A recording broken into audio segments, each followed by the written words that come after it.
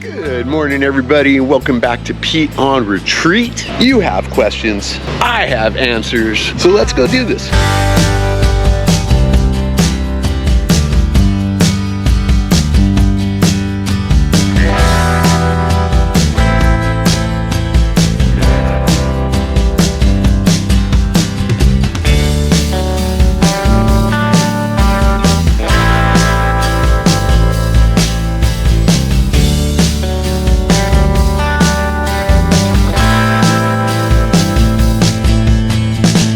Good morning, everybody. It's Sunday morning, January 8th, just a little bit past 8 a.m. I came back to my old stomping grounds here in Cozy Beach Practimat to do this video. I'll be honest, I've been missing this neighborhood.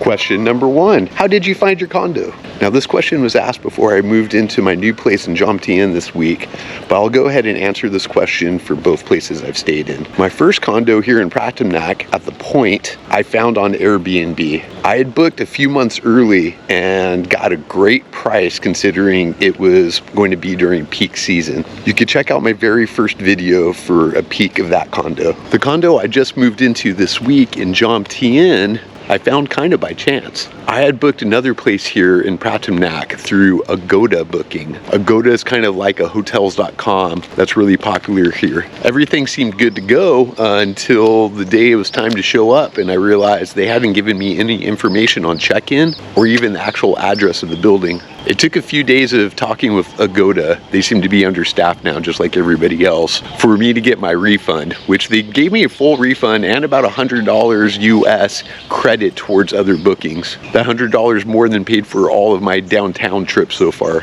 So I was looking at other places through Agoda and Airbnb and found some nice options, but because it was last minute and peak season, man, the prices were not friendly. Still affordable by Western means. We're talking $600 to $800 or even $900 for some really nice places. But then I was talking to one of my buddies and he told me his friend had just left to work for a month and was looking to sublease.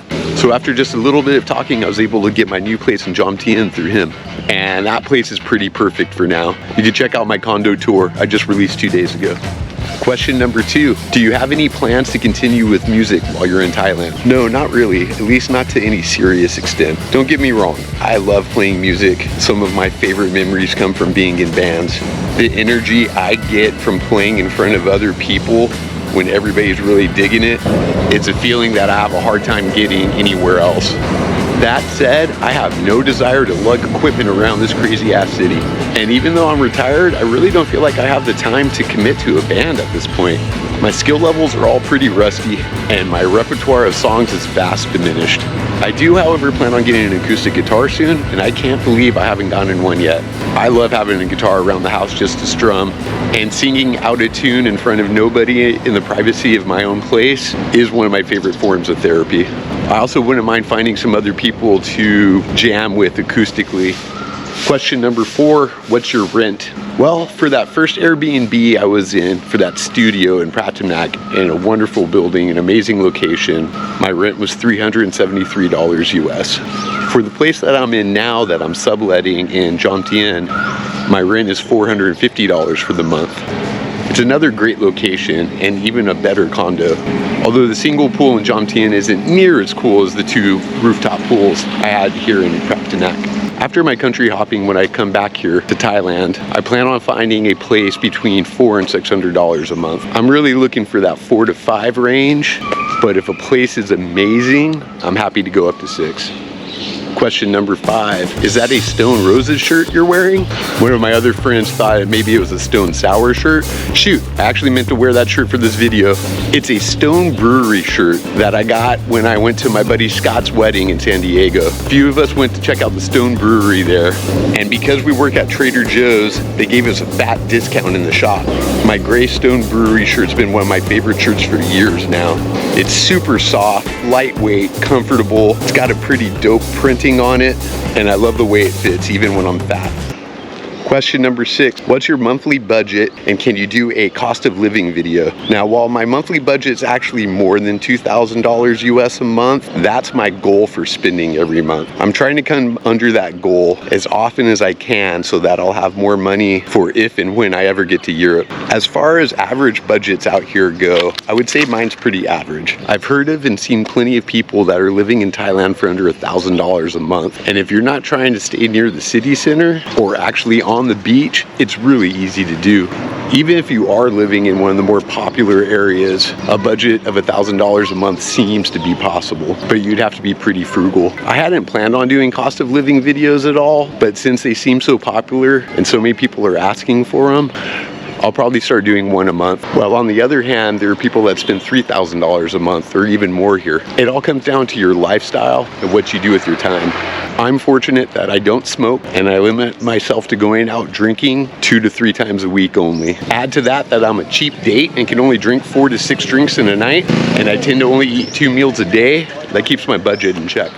Question number 7, if your pension is in the US, how do you transfer money to Thailand? Technically, I don't have a pension. I've got savings, I've got my retirement account, which I'm not even touching, but for getting money here, it's really easy for me. I found a bank that reimburses all ATM fees and just pull the local currency, that's the Thai baht, out of an ATM whenever I need it. It's really that simple. And many of the ATMs here give a pretty favorable exchange rate. This video is not brought to you by Chillin' Home Cafe, but it might as well be, because since I'm in my old neighborhood, you know damn well I'm going there for breakfast now.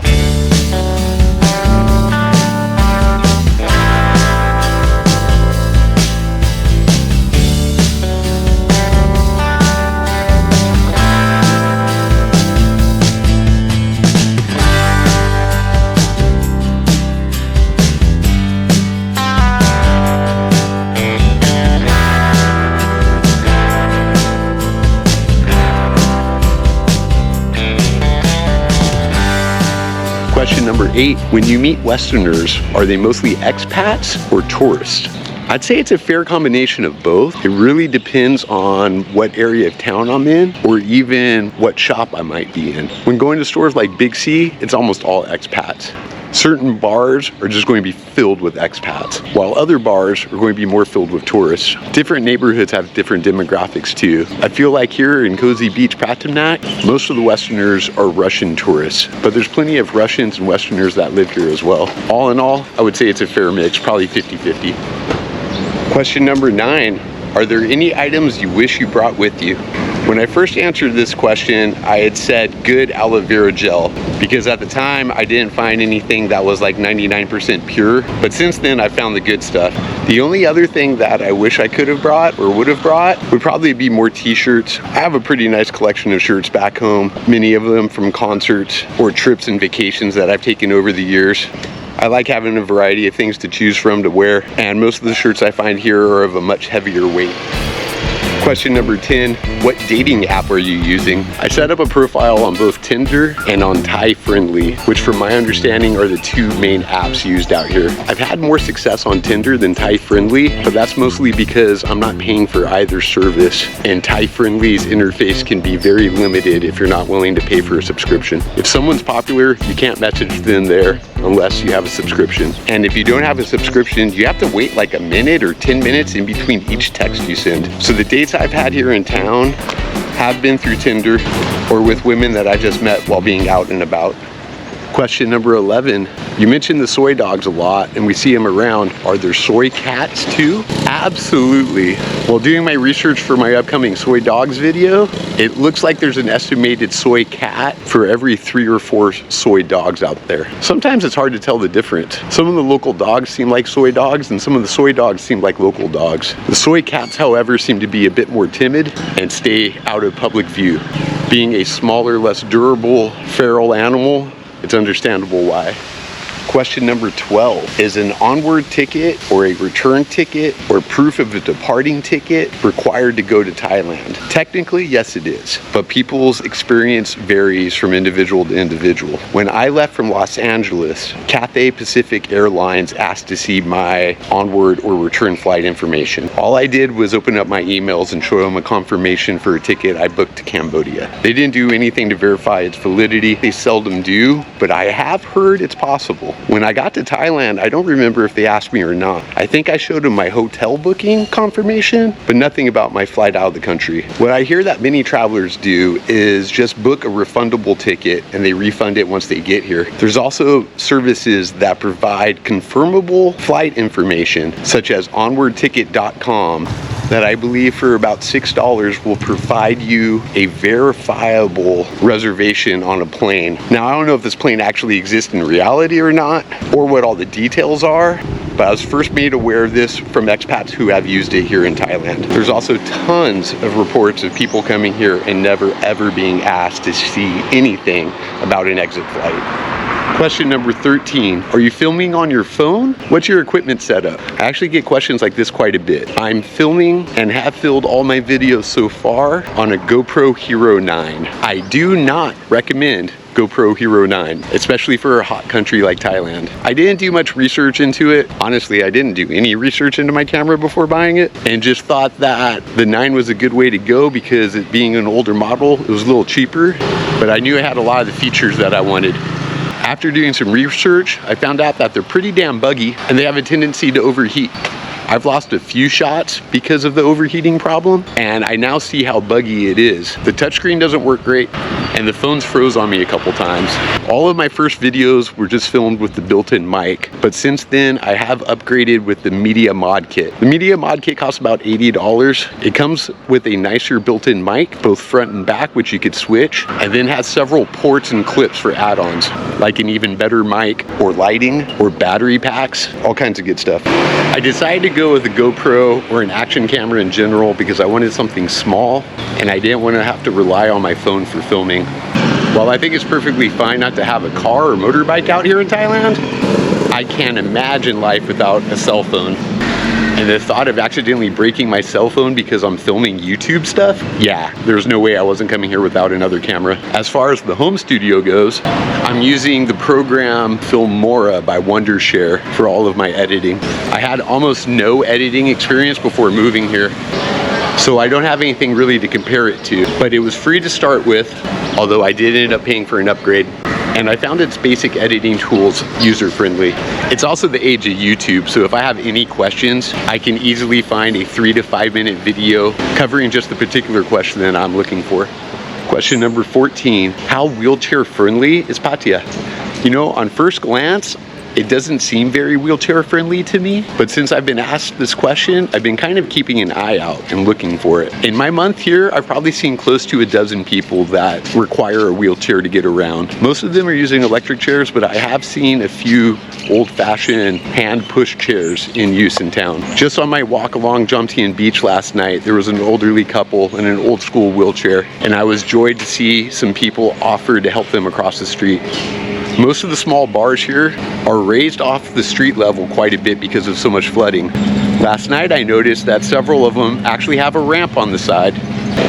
I'm sure the hotels are fine, but I can't really speak too much as far as the bathrooms go in restaurants and bars. I have to assume that many of them are fine as well, although it might require some questioning and trial and error to find bars and other places that fit you well and will work with your needs.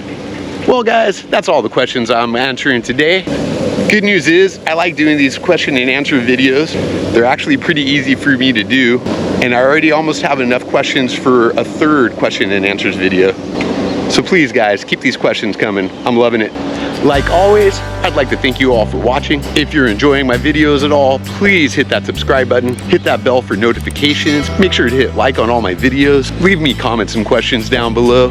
While the active community is still small, I feel like we're really developing a good thing around this channel. All of those actions help me as a YouTuber to grow. They help to get my videos out in front of more people, and they help you as a viewer make sure you don't miss any. Coming at you live from Cozy Beach Practice Mat, this is Pete on Retreat, and I wish you were here.